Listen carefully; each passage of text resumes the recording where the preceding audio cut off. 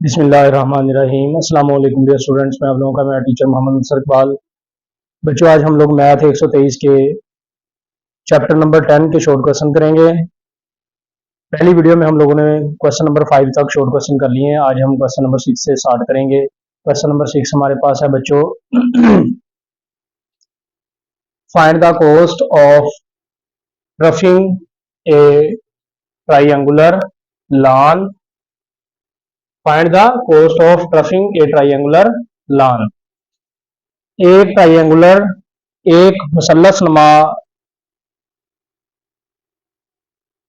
Lawn जो है उसके अंदर घास लगाने का, ट्रफिंग करने का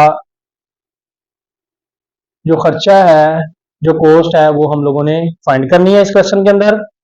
आगे क्या कहता है, at the rate of RS 5 पर स्क्वायर मीटर। एक स्क्वायर मीटर पर जो खर्च है वो 5 रुपए है, और इस प्लाट के अंदर घास लगाने का, ट्रफिंग करने का जो है ये खर्च हम लोगों ने मालूम करना है।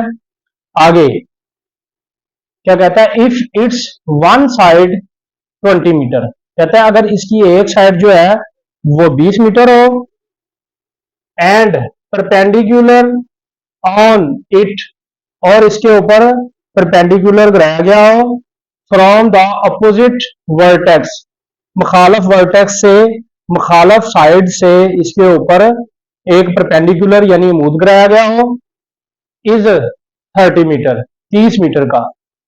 तो क्या करना है, हम लोगों ने ट्राइंगुलर लॉन की इसके अंदर ड्राफ्ट करने का जो है वो खर्च मालूम करना है। तो बच्चों बड़ा सा सिंपल, बहुत ही सिंपल क्वेश्चन है, छोटा सा। सबसे पहले तो हम लोगों ने इस क्वेश्चन के दो हिस्से हैं। सबसे पहले जो है हम लोगों ने इसका दूसरा हिस्सा हल करना है, जो कि यहां से लेके यहां तक है, यहां से लेके यहां तक, ये क्वेश्चन का दूसरा हिस्सा है और ये वाला पहला।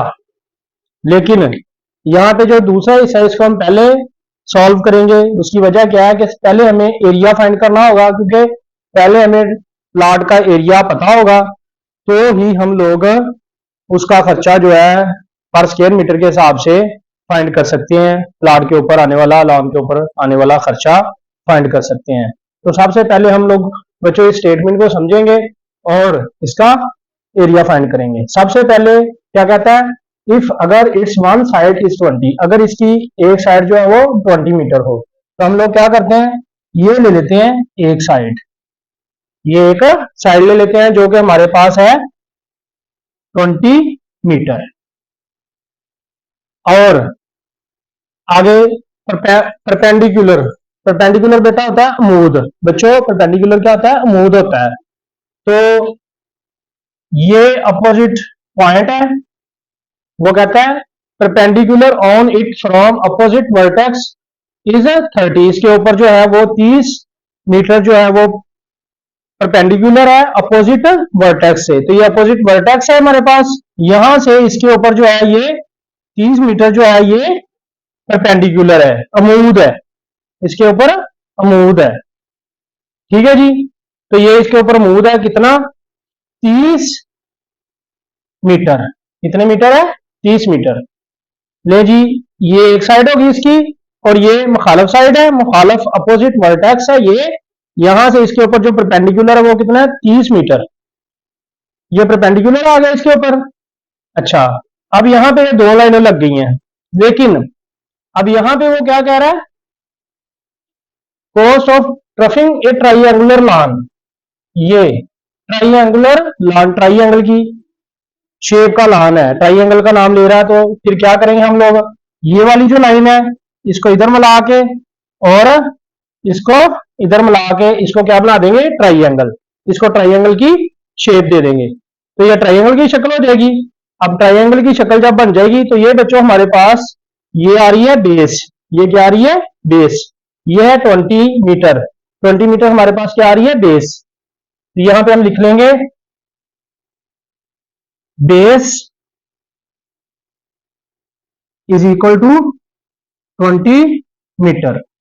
बेस इज इक्वल टू क्या हमारे पास है, 20 मीटर। और क्वेश्चन को मैंने आप लोगों को सारा अच्छे से बता दिया है कि ये इसके ऊपर मूद है, जब हम इसको ट्राइंगल की शेप दे देंगे तो ये क्या बन जाएगी, ट्राइंगल की हाइट, और ये क्या बन जाएगी, बेस। ये ट्राइंगल की हाइट हो जाएगी, ये सीधी। तो ये बच्चों हमारे पास क्या है, इसकी हाइट। ट्राइंगल की हाइट क्या है हमारे पास, h is equal to 30 metre. तो बच्चों यहाँ पे ट्राइंगल की बेस और हाइट दी हुई है। अगर ट्राइंगल की बेस और हाइट दी गई हो तो हम लोग फार्मूला लगाते हैं, area of triangle when base and height are given. जब बेस और हाइट ट्राइंगल की दी हुई हो तो फार्मूला कौन सा लगाना है, 1/2 जरा बेस जरब हाइट, जरा बेस जरब हाइट। तो बच्चों ये कोस्ट हमें मालूम करने के लिए सबसे पहले इसका एरिया, ट्राइंगल का एरिया फाइंड करना होगा। तो हम लोग यहाँ पे लिखेंगे एरिया ऑफ ट्राइंगल।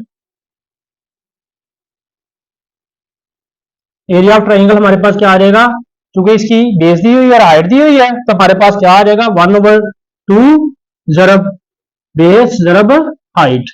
हम बेस को बी से शो कर देंगे और हाइट को एस से। तो बच्चों 1/2 आ जाएगा वैसे ही। बेस हमारे पास कितनी है, 20 मीटर, और हाइट कितनी है, 30 मीटर।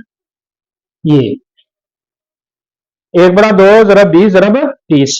तो ये दो जो है इसको हम 20 से कट करेंगे, ये हमारे पास बचेगा 10। हमारे पास वैल्यू क्या बच जाएगी, 10 जरब 30। ये कितनी आ जाएगी, 300 square metre. Area of grassy plot जो है, एरिया ऑफ लॉन जो है वो हमारे पास कितना आ रहा है, 300 स्क्वायर मीटर। प्लाट का जो एरिया है वो हमारे पास निकल आया है, कितना है, 300 स्क्वायर मीटर। अब जब एरिया निकल आएगा तो हम इसका आसानी से 5 रुपए पर स्क्वायर मीटर के हिसाब से कोस्ट का जो है वो खर्च निकाल सकते हैं इसके ट्रफिंग करने का। तो यहाँ पे हम लिखेंगे कॉस्ट ऑफ ट्रफिंग, कॉस्ट ऑफ ट्रफिंग। ये हम अब क्वेश्चन का पहला हिस्सा लेके आ रहे हैं जिसमें हमने इसकी कॉस्ट मालूम करनी है ट्रफिंग की।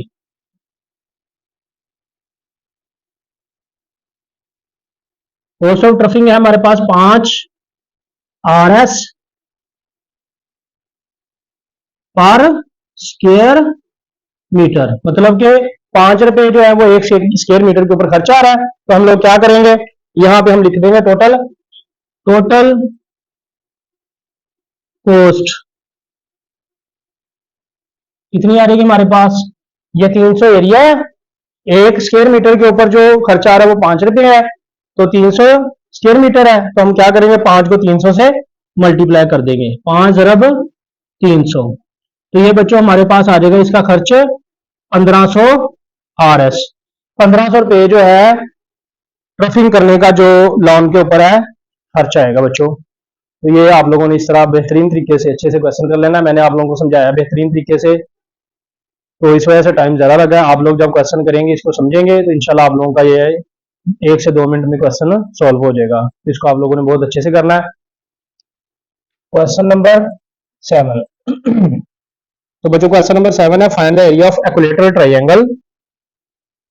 Find the area of equilateral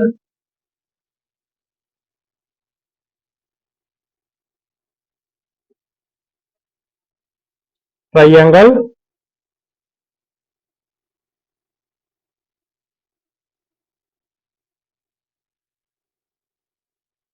with side 4 metre. बहुत ही आसान छोटा सा क्वेश्चन है, पेपर में बहुत दफा आया हुआ ये question. Find the area of equilateral triangle with side A. Simple बच्चों, मैंने आप लोगों को पहले भी फार्मूला जो है हमने ये इसका क्वेश्चन नंबर 5 में फार्मूला किया है, यहाँ पे मैंने फार्मूला लिख दिया area of equilateral triangle with side a. अगर ट्रायंगल इक्विलेटरल ट्रायंगल की साइड दी हुई हो तो कौन सा फार्मूला लगता है एरिया मालूम करने के लिए, √3/2 A²। ये फार्मूला लगना है सिंपल, तो हम लोग आसानी से इस क्वेश्चन को सॉल्व कर सकते हैं। तो बच्चों क्या फाइंड करना है, find the area of equilateral triangle. यहां पे हम लिख लेंगे एरिया ऑफ इक्विलेटरल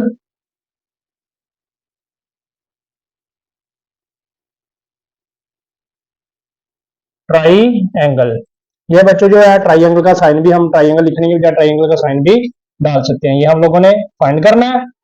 एंड क्या कहता है, विद साइड ए के साथ इसको फाइंड करें। तो बच्चों साइड हमारे पास किसके बराबर होती है, ए के। साइड किसके बराबर होती है, इक्विलेटरल ट्राइंगल की जो साइड होती है ना, वो बराबर होती है ए के। तो हमारे पास इसकी साइड कितनी है, 4 मीटर। इक्विलेटरल ट्राइंगल बच्चों ये होती है, इक्विलेटरल ट्राइंगल की चारों साइडें जो है ये एक जैसी होती हैं। ये भी 4 मीटर है, ये भी 4 मीटर और ये भी 4 मीटर है। तो बच्चों ये हमारे दी हुई है इक्विलेटरल ट्रायंगल की साइड कितनी, 4। तो हम लोगों ने इसका फाइंड करना है एरिया। बहुत सिंपल है। हम लोग क्या करेंगे, जनरल ये इक्विलेटरल ट्रायंगल का ये वाला जो फार्मूला है ये लगाएंगे, तो इसका एरिया फाइंड कर लेंगे। तो यहाँ पे हम लिखते हैं area, simple area of triangle, बजाय लिखने की बजाय इतना लंबा हम सिंपल क्या लिख देते हैं, एरिया। एरिया ऑफ ट्रायंगल ही होगा ये इक्विलेटरल ट्रायंगल। तो क्या फार्मूला है इसका, √3/4 वन साइड स्क्वायर। ये जो ए स्क्वायर होता है इसको हम कहते हैं वन साइड स्क्वायर, एक साइड का square.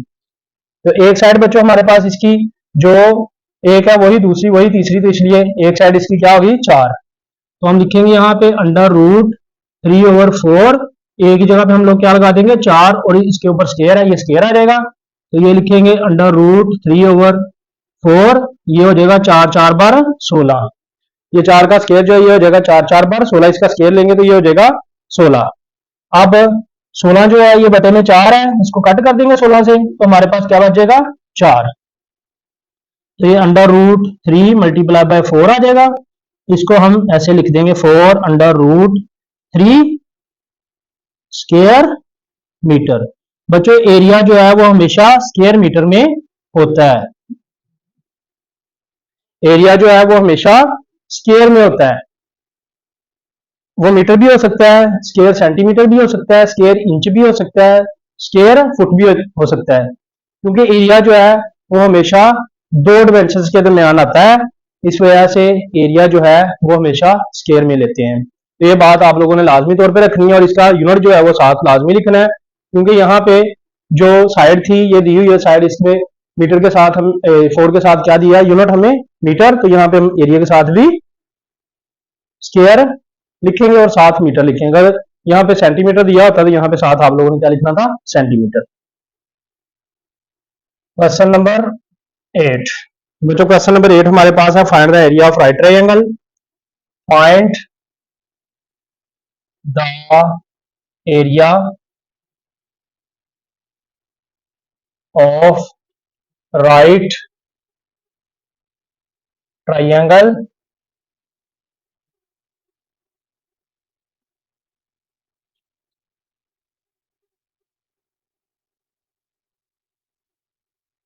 if base and altitude, if base and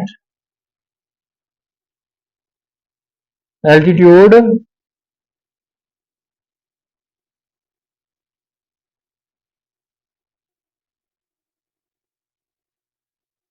are 20 meter and 10 meter respectively,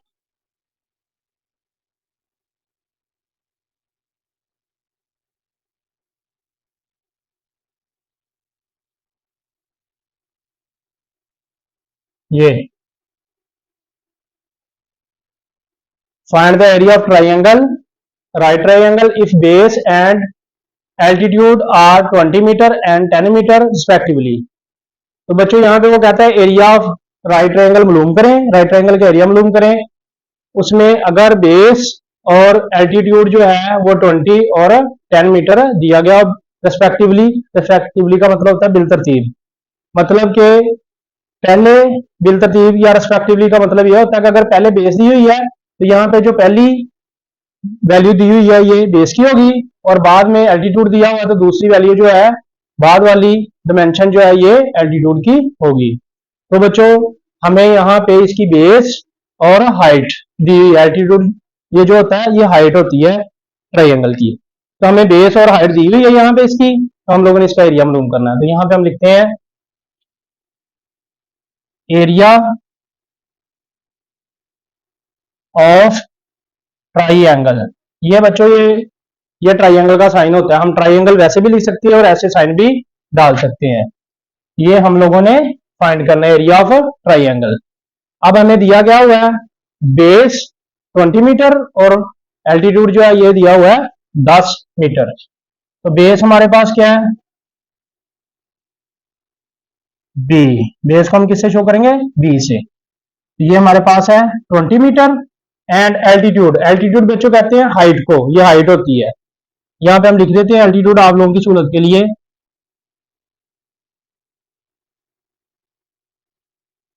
आगे मैं ब्रैकेट के अंदर जो है हाइट भी लिख देता हूं ताकि आप लोगों को किसी किस्म का मसला ना हो। इसको हम एक्स से शो करते हैं। ये हमारे पास कितना है, 10 मीटर। ये तो बच्चों किसी भी क्वेश्चन के अंदर मैंने आप लोगों को पहले भी बताया, अगर बेस दी हो और साथ हाइट दी हो तो बड़ा ही सिंपल सा फार्मूला है area of triangle when base and height are given. Base और हाइट दी हुई हो तो सिंपल फार्मूला लगाते हैं 1/2 multiply by base multiply by height. बहुत आसान है। हम टाइम को बचाते हुए जल्दी से क्वेश्चन कंप्लीट करते हैं। ये जी हमारे पास एरिया ऑफ ट्राइंगल आ जाएगा is equal to 1/2 multiply by base multiply by height. तो 1/2 ये मल्टीप्लाई बाय बेस हमारे पास कितनी है 20 और हाइट कितनी है 10। तो 1/2 मल्टीप्लाई बाय 20 मल्टीप्लाई बाय 10। तो ये जो 2 है ये 20 से कट होगा, 10 2 बार 20, ये आ जाएगा 10 ज़रब 10। तो 10 ज़रब 10 हमारे पास कितना आएगा 100 स्क्वायर मीटर। ये आ जाएगा एरिया ऑफ ट्राइंगल। तो बच्चों एरिया ऑफ ट्राइंगल कितना आएगा 100। तो ये क्वेश्चन जो है आप लोगों ने बहुत अच्छे तरीके से कर लेने हैं। इंशाल्लाह जो 3 क्वेश्चन आ गए वो अगली वीडियो के अंदर मैं आप लोगों के लिए लेके आऊंगा। जो बच्चे चैनल पे नए हैं लाजमी तौर पे चैनल को सब्सक्राइब कर लें ताकि नई आने वाली वीडियोस बासानी आप लोगों तक पहुंच सकें। वीडियो वॉच करने का बहुत शुक्रिया। अस्सलाम वालेकुम।